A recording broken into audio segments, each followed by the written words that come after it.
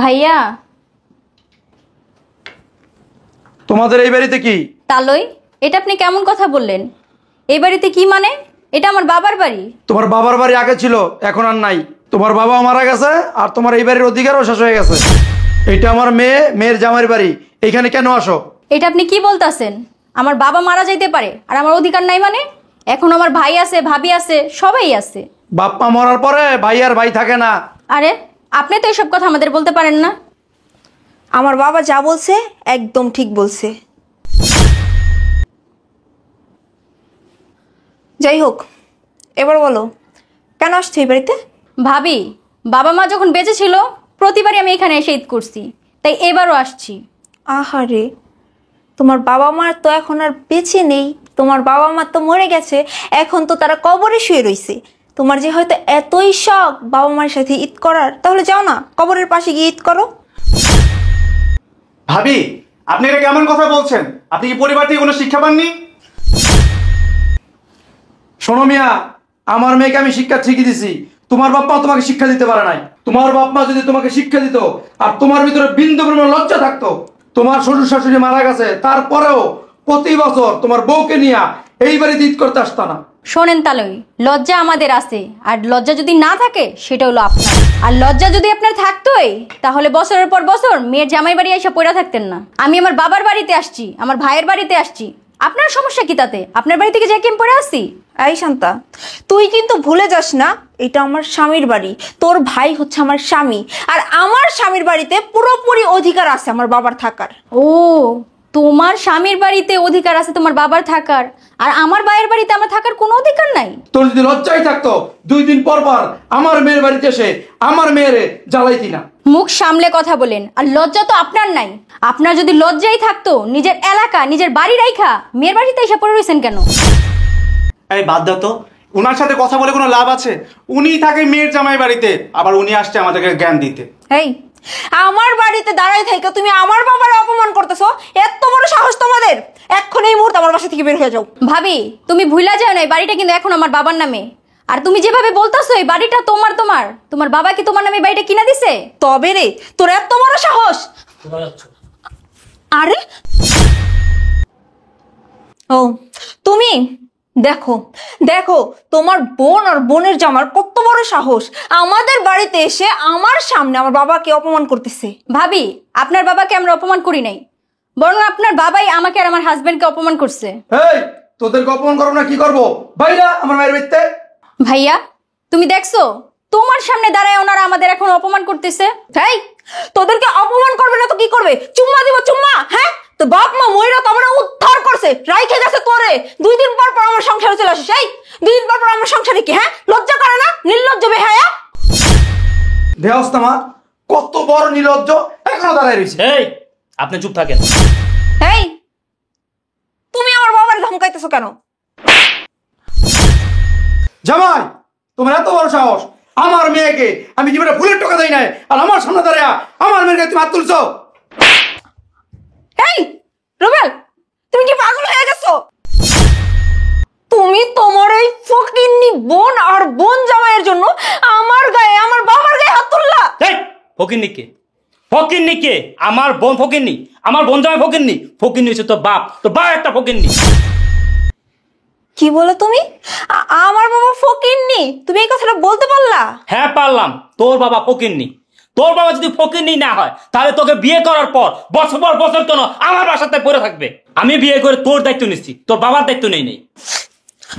তুমি একটা কথা আজকে বুঝাই দিলা, পর কখনোই আপন হয় না। তুমি কি মনে করছো আমার বাবা তোমার এইখানে থাকি কি তোমার ভাতের জন্য? আমার বাবার কি ভাতের অভাব? জায়গা সম্পত্তি কি আমাদের কম আছে? আমার বাবা এখানে থাকে তার কারণ হচ্ছে আমার বাবা আমাকে তোমাকে অনেক ভালোবাসে, তার জন্যই তো আমাদের বাড়িতে থাকে। ও আচ্ছা, তোর বাবা আমাকে তোকে অনেক ভালোবাসে, এই কারণে আমার বাসায় থাকে। কিন্তু আমিও তো আমার বোনকে ভালোবাসি, আমার বোনও তো আমাকে ভালোবাসে। আমার বাবা আমার মরা ছোট বোনটা প্রতি বছর ঈদ আসলে আমাদের বাসায় আসে, সবসময় তো আসে না। আসলেই তুই অপমান করস, তোর বাবা অপমান করে কেন? তোর বাবার বাসায় যায়, ও তো ওর বাবার বাড়িতেই আসে। তুই ভুলে যাইস না, এই বাড়িতে আমার যতটুকু অধিকার, আমার ছোট বোনের ততটুকু অধিকার। কেন আমার বোন জামাই আমাদের বাসায় আসলে ওদেরকে কেন অপমান করস, কেন অশান্তি করস সংসারে? বাবাজি, তোমার এত ভালো জানতাম, ভালোবাসতাম, নিজের সন্তানের চেয়ে বেশি তোমার জন্য তাহাজ্জুদ নামাজ পড়ে আমি দোয়া করতাম, আর সেই তুমি তোমার বোন জামাইয়ের জন্য আমার হাত তুললা। আপনি আপনি আমাকে ভালোবাসতেন, ভালো জানতেন আপনার নিজের স্বার্থের জন্য, আমারটা খাওয়ার জন্য। আপনার এত বড় সাহস, আপনি আমার বাড়িতে থেকে আমারটা খাইয়া আপনার মায়ের কেন সবসময় কুবুদ্ধি দিয়া যান, কুপরামর্শ দিয়া যান। আমি কিচ্ছু বলি নাই। যখন আমার আত্মীয় স্বজন আমার বাড়িতে আসে তখন আপনি এমন একটা ভাব নেন যে এই বাড়ির মালিক আপনি। বাবা, কথায় আছে না, এক গাছের চাল কখনোই আর এক গাছে জোড়া লাগে না। তুমি তারে যতই আপন ভাবো না কেন, সে তোমার কখনোই আপন ভাবে না। এটা তো আজকে প্রমাণ করেই দিল। তুমি ওর জন্য তাহাজ্জুদ নামাজ পড়ো, ওর জন্য দোয়া করো, আর সে আজকে তোমাকে কিভাবে অপমান করলো, তোমার গায়ে হাত পর্যন্ত তুললো। শাস্ত্রে আছে শুনছি, অতি ভক্তি চোরের লক্ষণ। শোনো, আমি তোমাকে একটা সাপ করে কথা বলে দিতেছি।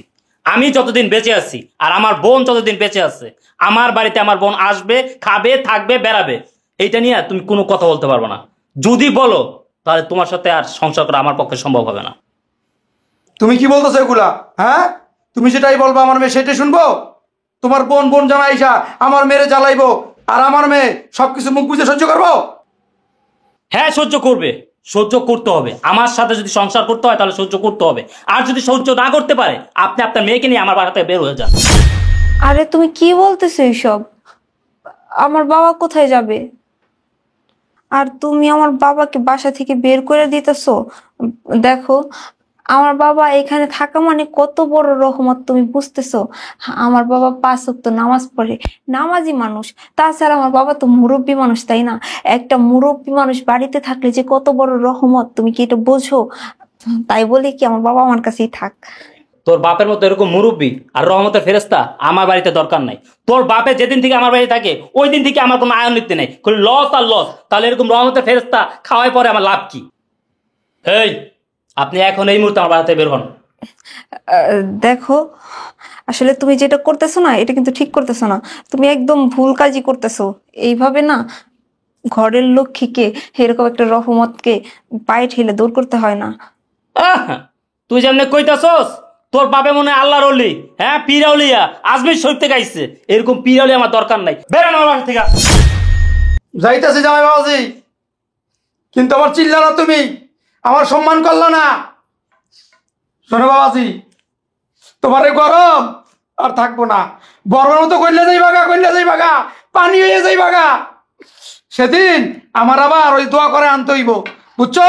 মাথা রাখো।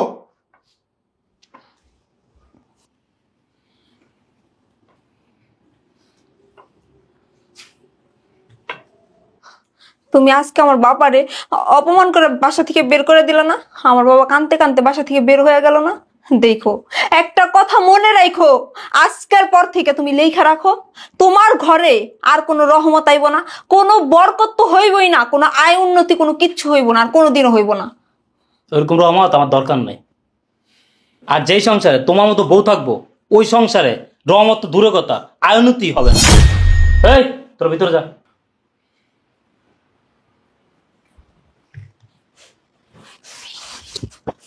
ফকিন্নির বাচ্চাগুলো, এই ফকিন্নির বাচ্চাগুলোর জন্য আজকে আমার বাপ এইভাবে কান্না করতে করতে চলে গেল। বোনালো হয়ে পড়ছে, বোন।